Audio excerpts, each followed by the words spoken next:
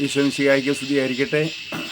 പരിശുദ്ധ അമ്മയുടെ പിറവി തിരുനാൾ നമ്മുടെയൊക്കെയും ജീവിതത്തിൽ വളരെ ജ്വലിക്കുന്ന അനുഭവമായി മാറുകയാണ്. പരിശുദ്ധ അമ്മയുടെ പിറവി തിരുനാളിന് വേണ്ടി നമ്മൾ ഒരുങ്ങുകയാണ്. പരിശുദ്ധ അമ്മയിലൂടെ ഏതെങ്കിലും ഒരു ചെറിയ അനുഗ്രഹങ്ങൾ ലഭിക്കാത്ത ഒരു കുടുംബവും ഒരു വ്യക്തിയും ഇല്ല. പലരും തങ്ങൾക്ക് ലഭിക്കുന്ന അനുഗ്രഹങ്ങൾ തിരിച്ചറിഞ്ഞിട്ടില്ല എന്നേ ഉള്ളൂ. പരിശുദ്ധ അമ്മയിൽ ആശ്രയിക്കുന്ന, ഇപ്പോൾ ഒരു ദേശത്തെ ഒരു ഇടവകയിൽ പരിശുദ്ധ അമ്മയിൽ ആശ്രയിക്കുന്ന മക്കളുടെ ആ ഇടവകയ്ക്ക് വേണ്ടി പ്രാർത്ഥിക്കുമ്പോൾ അതിൻ്റെ ഒരു പങ്ക് ആ പ്രാർത്ഥിക്കാത്ത വ്യക്തികൾക്ക് പോലും പകരപ്പെടുവാൻ സ്വർഗം ഈ പരിശുദ്ധ അമ്മയെ ഇങ്ങനെ ഒരുക്കി നിർത്തിയിരിക്കുകയാണ് നമ്മൾ തിരിച്ചറിയണം. അതുകൊണ്ട് പരിശുദ്ധ അമ്മയിൽ ആശ്രയിക്കുന്ന ഒരു ദൈവപൈതലിൻ്റെ കാര്യത്തിൽ സ്വർഗം വളരെയേറെ കരുതലുണ്ട്. സ്വർഗം കരം പിടിച്ച് നടത്തുന്ന ഒരു അനുഭവത്തിലേക്ക് വരുമെന്ന് ഓർക്കണം. പരിശുദ്ധ അമ്മയുടെ പിറവി തിരുനാളിന് ഒരുങ്ങുമ്പോൾ ഇപ്പോൾ പരിശുദ്ധ അമ്മയുടെ വലിയ തീർത്ഥാടന കേന്ദ്രമൊക്കെ ആയിരിക്കുന്ന ഇടങ്ങൾ, ആ ഇടവക മുഴുവൻ പരിശുദ്ധ അമ്മയ്ക്ക് വേണ്ടി, ദൈവരാജ്യത്തിന് വേണ്ടി അമ്മ നിലകൊണ്ടതുപോലെ പരിശുദ്ധ അമ്മയിൽ ആശ്രയിച്ച് അനുഗ്രഹം പ്രാപിക്കുന്നതിന് വേണ്ടി ഉപവസിച്ച് പ്രാർത്ഥിച്ച് സഹനമെടുത്ത് ത്യാഗമെടുത്ത് നിത്യതയ്ക്ക് വേണ്ടി ഒരുക്കത്തിന് മുന്നോടിയായിട്ട് ഇങ്ങനെ പ്രാർത്ഥിച്ചതിൻ്റെ ഫലമായിട്ടാണ് പല തീർത്ഥാടന കേന്ദ്രങ്ങൾ രൂപപ്പെട്ടു വന്നത്. അപ്പോൾ ഒരു കുടുംബം, ഒരു ദേശം, ഒരു ഇടവകയ്ക്ക് ഒന്നിച്ച് പ്രാർത്ഥിക്കുമ്പോൾ എത്ര വലിയ അനുഗ്രഹമാണ് അണപൊട്ടി ഒഴുകുന്നതെന്ന് തിരിച്ചറിയണം. ഈ എത്രയും ദയുള്ള മാതാവേ എന്ന പ്രാർത്ഥന ചെല്ലുന്ന നമുക്കറിയാം, ശരിക്കും ഹൃദയപരമാർത്ഥത്തോടെ അമ്മ വഴി ഈശോയെ ആശ്രയിച്ചെങ്കിൽ ഇന്നോളം ആരെയും കൈവിടാത്ത അമ്മ. അങ്ങനെ ലോകത്തിൽ അങ്ങനെ സംഭവം കൈവിട്ടതായി കേട്ടിട്ടില്ല. ഇത് നീ ഓർക്കണമേ എന്ന്. അതുകൊണ്ട് ഏത് വലിയ പാപത്തിൽ കഴിയുന്ന വ്യക്തികൾക്കും യേശുവിനെ സമീപിക്കാൻ എന്തെങ്കിലും വൈമുഖ്യമോ ഉണ്ടെങ്കിൽ, യേശുവിനെ സമീപിക്കാൻ വൈമുഖ്യമുണ്ട് എന്ന് പറഞ്ഞാൽ നേരിട്ട് യേശുവിൻ്റെ പ്രാർത്ഥന അനുഗ്രഹം കിട്ടുമോ എന്ന് സംശയമുണ്ടെങ്കിൽ, ഇത് അമ്മ വഴി അങ്ങ് ആശ്രയിച്ച് കഴിയുമ്പോൾ ഏതൊരു പാപിക്കും അത്ഭുതകരമായ വിടുതലും സൗഖ്യവും പാപമോചനവും രക്ഷയും നൽകുവാൻ യേശു സദാ തയ്യാറായി നിൽക്കുകയാണ്. അവൻ പറയുന്നത് പോലെ നമ്മളെ ചെയ്താൽ മതി. യേശു പറയുന്നത് പോലെ നമ്മൾ ചെയ്താൽ മതി. അവൻ്റെ വചനങ്ങളനുസരിച്ച് നമ്മൾ ചെയ്താൽ മതി. അതുകൊണ്ട് അമ്മ ഒരിക്കലും ഏതെങ്കിലും വിധത്തിൽ നമ്മളെ കൈവിടുന്ന അമ്മയല്ല. ഈ അമ്മ നമ്മളെ സഹായിക്കുന്നത് കൊണ്ട് നമ്മൾ കൂടുതൽ അനുഗ്രഹം പ്രാപിക്കുകയാണ് ചെയ്യുന്നത്. അത് പ്രഭാഷകൻ്റെ പുസ്തകത്തിൽ 3-ാം അധ്യായത്തിൽ പറയുന്നുണ്ട്, മക്കളുടെ മേലുള്ള അവകാശം അമ്മയ്ക്ക് ഉറപ്പിച്ചിരിക്കുകയാണെന്ന്.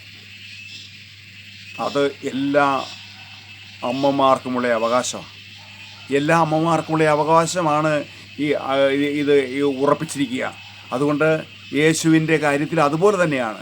കാരണം അമ്മ ഹൃദയത്തിൽ പേറി ഉദരത്തിൽ വഹിച്ച് പ്രസവിച്ച് വളർത്തി പാലൂട്ടി വളർത്തിക്കൊണ്ട് വളർച്ചയുടെ ഓരോ ഘട്ടങ്ങളിലും അമ്മയുടെ സജീവമായൊരു സാന്നിധ്യമുണ്ടായിരുന്നു.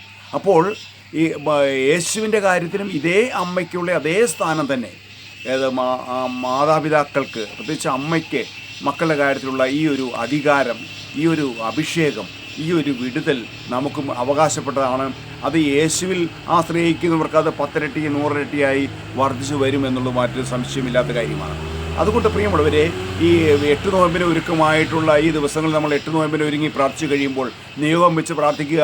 എത്ര അഴിയാത്ത കുരുക്കുകളും എത്ര വലിയ കെട്ടുകളും അഴിയുന്ന, അതേ നാരിക സർപ്പത്തിൻ്റെ തലതകർത്ത പരിശുദ്ധ അമ്മയുടെ സജീവ സാന്നിധ്യവും ആദ്യത്വവും കൊണ്ട് നമ്മുടെ സഹനമെടുത്ത് ത്യാഗമെടുത്ത് ഉപവസിച്ച് പ്രാർത്ഥിക്കുന്നതിലൂടെ, ജപമാല ചൊല്ലി പ്രാർത്ഥിക്കുന്നതിലൂടെ, അനുദിനം ബലിയർപ്പിച്ച് പ്രാർത്ഥിക്കുന്നതിലൂടെ അഴിയാത്ത ഒരു കുരുക്കുകളുമില്ല, പൊട്ടാത്ത ഒരു കെട്ടുകളുമില്ലെന്ന് ഓർത്തുകൊള്ളണം. അതുകൊണ്ട് ചില ആളുകളൊക്കെ പറയാറുണ്ട്, പിശാച് എൻ്റെ ജീവിതത്തിൽ ഇങ്ങനെ കെട്ടുകൾ കെട്ടിവെച്ചിരിക്കുകയാണെന്ന്.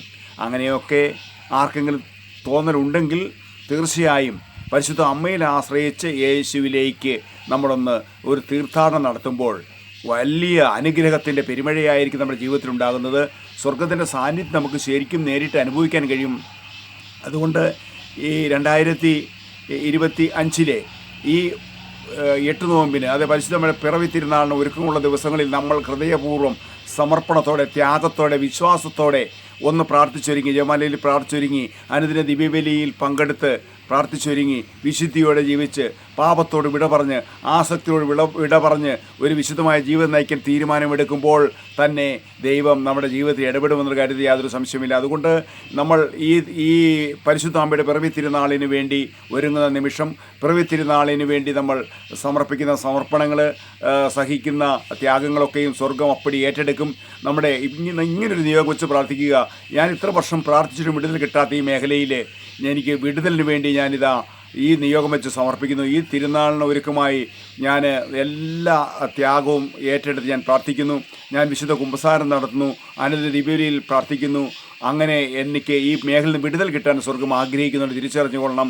അതുകൊണ്ട് നമ്മുടെ എല്ലാ നിയോഗങ്ങളെയും പരിശുദ്ധ അമ്മയുടെ വിമലഹൃദയ ഈശോയുടെ തിരുഹൃദയത്തിലേക്ക് സമർപ്പിച്ചുകൊണ്ട് ഈ പരിശുദ്ധ അമ്മയുടെ ജന്മ തിരുനാളിന് മുന്നോട്ടുള്ള ഒരുക്കവും തിരുനാളിനോട് അനുബന്ധിച്ചുള്ള അനുഗ്രഹവും പ്രാപിക്കാൻ നമ്മളെ തന്നെ ഏറ്റവും ഹൃദയപരമാർത്ഥയോടെ പരിശുദ്ധ അമ്മയുടെ വിമലഹൃദയ ഈശോയുടെ തിരുഹൃദയത്തിലേക്ക് സമർപ്പിച്ചുകൊണ്ട് അനുഗ്രഹം കിട്ടിയതായി കണ്ടുകൊണ്ട് ദൈവത്തിന് നന്ദി വന്ന് പ്രാർത്ഥിക്കാം. Praise the Lord. Amen. Hallelujah.